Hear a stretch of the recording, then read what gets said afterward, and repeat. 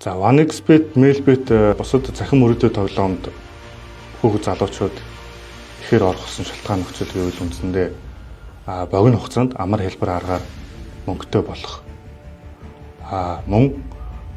Монгол улсад зөвшөөрлгүй явагдаж байгаа хууль бус зар сурталчилгаанууд нөлөөлж байгаа гэж үзэж байгаа. Манай найз нэг ийм гар утсаараа аппликейшн суулгаад мөнгө олдог талаар надад тайлбарлахаар би өөрөө гар утсан тэр аппликейшн суулгаж байгаа баг тоглож ирсэн 5-аас 10 мянган төгрөг даасан байршуулж байгаа тоглолтог болоод алингийн зээл өөрийнхөө машин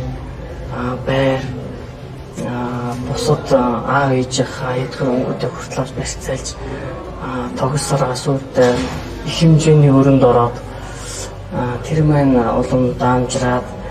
энэ асуудлаас бод гэр бүл маань ингээд саллаа явуулсан. За мөрөдөө тоглоом зохион байгуулсан бол эрүүг хуулийн захиангийн 2017 дугаар зүйл зааснаар за мөрөдөө тоглоом тогсон боловсролын тухай хуулийн 5 дугаар зүйл зааснаар